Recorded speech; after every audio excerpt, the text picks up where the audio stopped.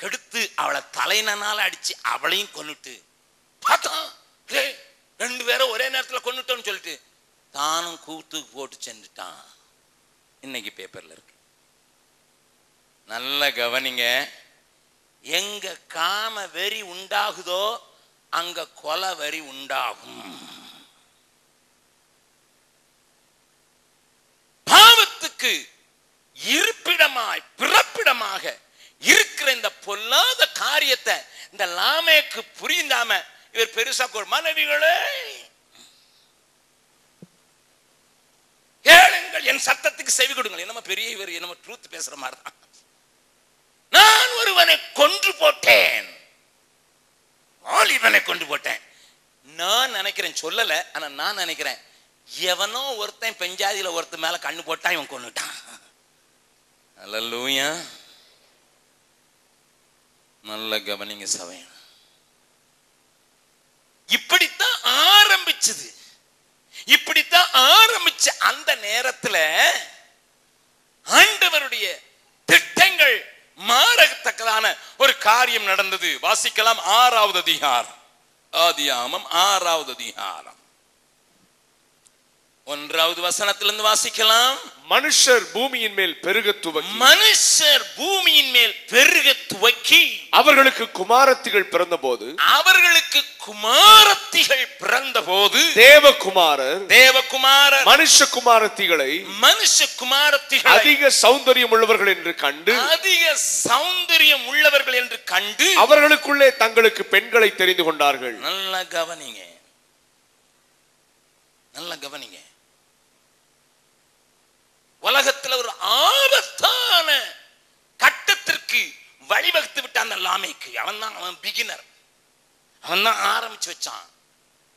அவனுக்குள்ள தேவ கட்டளையை மீறி 2வது திருமணம் செய்து கொலையும் செய்து, பெரிய காயினுக்கு 7 சுமை பெருமானம் மேல கோயில் போடுறவனுக்கு 70 அப்படிலாம் சொல்லி பெரிய அகங்காரமா பேசுறான். அப்படிப்பட்டவனுடைய கிரியை சமுதாயத்துக்குள்ள புறையோட ஆரம்பித்தது. கொஞ்சம் கொஞ்சமா ஓடி தேவ புத்திரர், எல்லாரும் சொல்லுவாங்க அது தேவ தூதர்கள் என்று, நான் அதை ஒத்துக்கொள்ள மாட்டேன். தேவ புத்திரர் என்றால் தேவனை அறிந்த குடும்பத்திலே பிறந்தவர்கள். நல்ல கவனிங்க நான் சொல்றத. தேவ புத்திரர்கள் என்று போட்டிருக்கிறது தேவ தூதர்கள் அல்ல.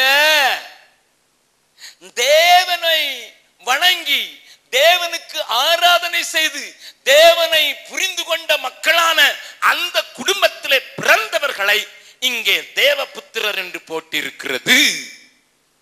ஆகையினால தேவ தூதர்கள் இன்னொரு தேவதூதனை உண்டாக்க முடியாது. பக்கத்துல கையை பிடிச்சு சொல்லுங்க, நீங்க தேவதூதனை காட்டிலும் சிறந்தவர்கள்.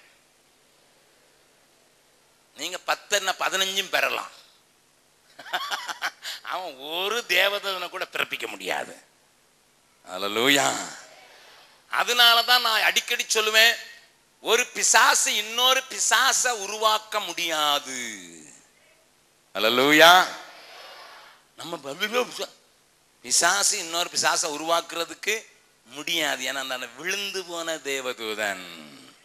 அல்லேலூயா. அப்ப இங்கு சொல்லப்பட்டிருக்கிற காரியம், தேவ புத்திரர்கள் மனுஷ குமாரத்தை கண்டு அவர்களோடு கூட மோகம் கொண்டு, அதுதான் முக்கியம். அதுல வாசிக்கலாம் 2வது வசனத்தை. தேவகுமாரர் மனுஷ குமாரத்திகளை அதிக சௌந்தரியம் உள்ளவர்கள் என்று கண்டு, அந்த கண்டுல தான் அங்கதான் மோக வெறி கொண்டு அவர்களோடு கூட இணைந்தபடியினால வெளியே இருக்கிற ஆவி உலகத்தில் உள்ள பொல்லாத சேனையும் இந்த மோக வெறி கொண்ட தேவ புத்திரர்களை ஆட்கொள்ள அவர்களுக்கு பிறந்த பிள்ளை ராட்சசனை போல பிறந்தது. அம்மா, ஐயா, முக்கியமான ஒன்றை சொல்லிக் கொடுக்கிறேன், குடும்ப வாழ்க்கைக்கு தேவையான ஒன்றை சொல்லிக் கொடுக்கிறேன், கொஞ்சம் கவனமா கேளுங்க. நோவாவை குறித்து பார்க்கமுன்னதான் நோவாவின் காலத்தை குறித்து கொஞ்சம் பார்த்துடணும், நோவாவினுடைய வீக்னஸையும் கொஞ்சம் பார்த்துடணும். அதுக்கு 2 பார்த்த பிறகு தான் நான் உங்களுக்கு மற்ற காரியங்களை சொல்லிக் கொடுக்க போறேன்.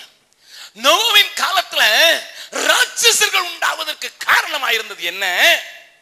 இந்த தேவ புத்திரர்கள் கலப்பு திருமணம், அதாவது அவிசுவாசிக்கும் விசுவாசிக்கும் ஒரு கலப்பு உண்டாக மோகம் கொண்டு விழுந்து போனதினாலே அதை உபயோகப்படுத்தி கொண்டான் விழுந்து போன சாத்தானின் தூதர்கள். அவர்களால் ஆட்கொள்ளப்பட்டதினாலே இவர்கள் ஒரு பெண்ணோடு உடலுறவு கொள்ளும் போது பிறக்கும் பிள்ளைகள் ராட்சசனை போல அடங்காதவர்களாக, முரட்டாட்டம் உள்ளவர்களாக, பெரியவர்களாக, அடக்க முடியாதவர்களாக, வாட்ட சாட்டமானவர்களாக பிறந்தார்கள். ஆகையினால் ராட்சசர்கள் உலகத்திலே வந்து விட்டார்கள்.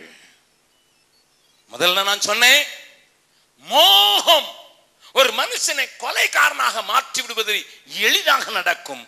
அதை போலவே அந்த வெறி பிடித்த அந்த மோகம் உலகத்தில் துன்மார்க்கர்களை உருவாக்கிவிடும், ராட்சசர்களை உருவாக்கிவிடும்.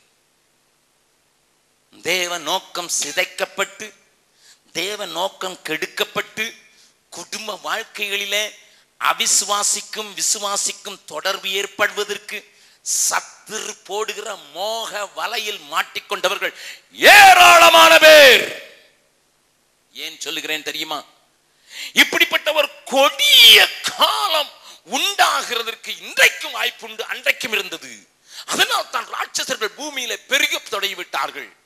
இந்த நேரத்தில் ஆண்டவர் என்ன செய்கிறார்? வாசிக்கலாம் 6வது அதிகாரம் 3வது 4வது வசனத்தை வாசிக்கலாம். அப்பொழுது கர்த்தர் என் ஆவி என்றைக்கும் மனுஷனோட போராடுவது இல்லை. அவன் மாம்சம் தானே. அவன் இருக்க போகிற நாட்கள் 120 வருஷம் என்றார். நல்லா கவனிங்க. அதுக்கு முந்தின அதிகாரத்துல கொஞ்சம் பாருங்க, வாசிக்கலாம். 31வது வசனம் வாசிங்க. லாமேக்குடைய நாளெல்லாம் 777 வருஷம். 777 வருஷம். 777 லாமேக்குடைய நாட்கள். மெத்துசலாவுடைய வருஷத்தை பாருங்க, 27வது வசனம்.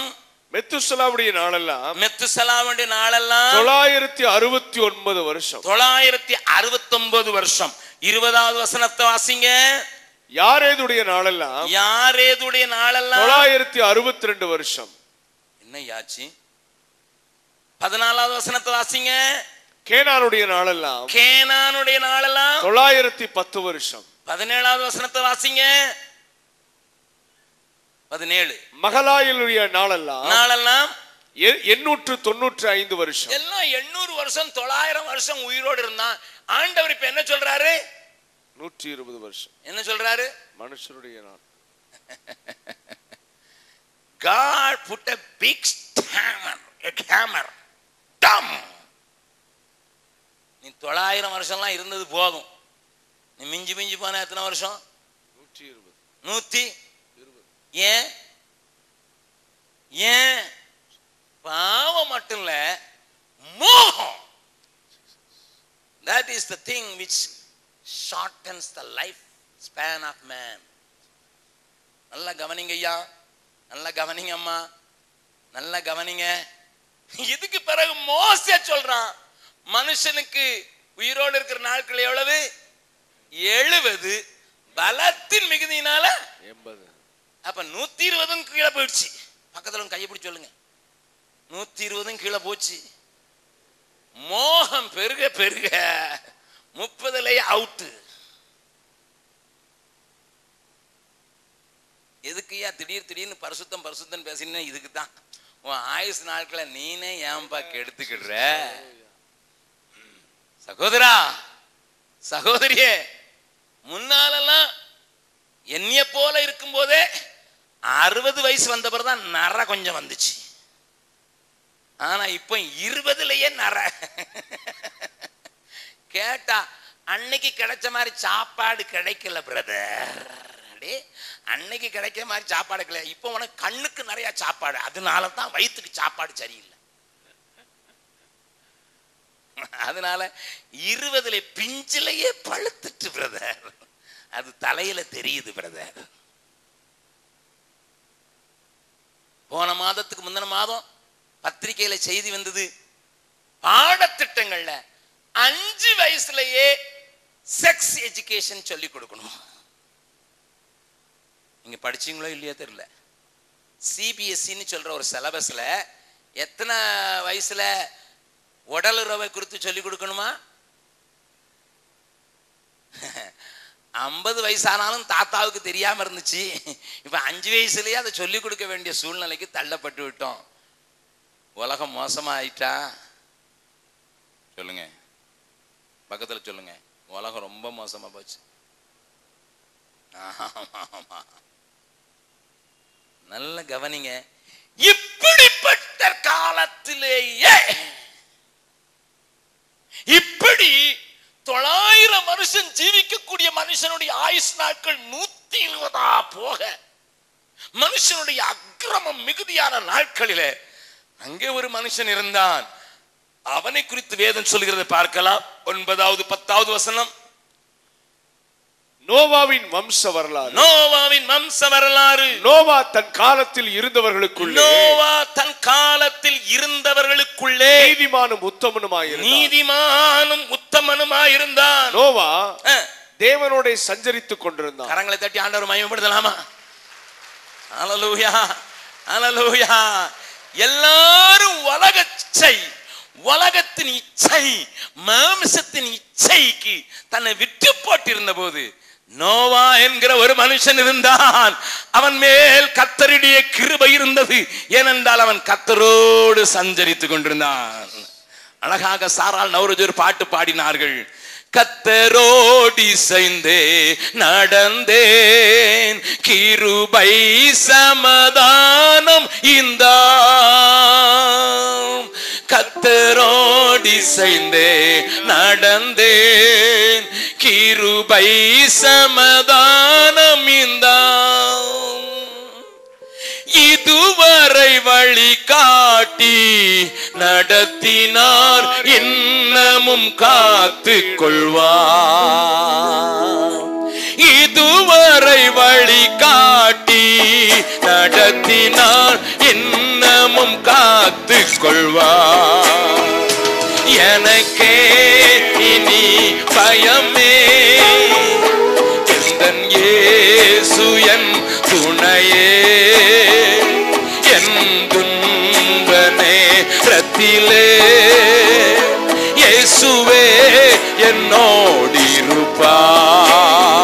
என் துன்ப நேரத்திலே இயேசுவே என்னோடிருப்பார். கர்த்தரோடு இசைந்து நடந்தேன், கிருபை சமாதானம் ஈந்தார், இதுவரை வழிகாட்டி நடத்தினார், இன்னமும் காத்துக் கொள்வார். கரங்களை வைத்து ஆண்டவருக்கு நன்றி செலுத்தலாமா? ஹல்லேலூயா. நீ கர்த்தரோடு இசைந்து நடந்தா பூமியில எவ்வளவு கேடு நடந்தாலும் சரி, மனிதர்கள் எவ்வளவு மோக இச்சைக்கு உட்பட்டாலும் சரி, மோகங்களை இச்சைகளை உண்டாக்குகிற படங்கள், டிவி நிகழ்ச்சிகள், அட்வர்டைஸ்மெண்ட்கள் சுத்தி இருந்தாலும் நீ கர்த்தரோடு இசைந்து நடந்தால் நீ கிருபையினாலே காத்துக் கொள்ளப்படுவாய், காத்துக் கொள்ளப்படுவாய், காத்துக் கொள்ளப்படுவாய். நல்ல கவனிங்க ஐயா, நல்ல கவனிங்க. உலகமே கெட்டு போய் 900 ஆண்டு 120 ஆண்டாக தேவனால குறைக்கப்பட்டு மனுஷனுடைய ஆயுசு நாட்கள் குன்றி போன நேரத்திலையும் ஹல்லேலூயா, நோவா இருந்த காலம் எவ்வளவு? நோவாவுக்கு வயசு எவ்வளவு? நீங்க பைபிள் வாசிக்கிறீங்களா? எல்லாரும் பார்க்கிறேன். ஹலோ சொல்லுங்க, யாராவது பார்க்காம சொல்லுங்க பார்க்கலாம். அவனுக்கு 500 வருஷத்துலதான் 3 பிள்ளைங்க பிறந்தாங்க. எத்தனை வயசுல? ஏன்னா இப்போ 17 16 கல்யாணம் முடிக்கணும்னு ஆசை வந்துட்டு, மீச முளைச்சதோ இல்லையா, ஆசை முளைச்சிட்டு. அந்த பூமியில 500 வருஷம் கல்யாணம் கட்டாம இருந்திருக்காங்க, அதுவே பெருசு. அல்லேலூயா சொல்லுங்க. அப்படி நாட்கள் பார்த்தாலே மோகம் உண்டாகிற நாட்களையே 500 வருஷத்துல தான். ஏன்னா அவங்க தாத்தா, நாம எல்லாரும் போற்றுகிற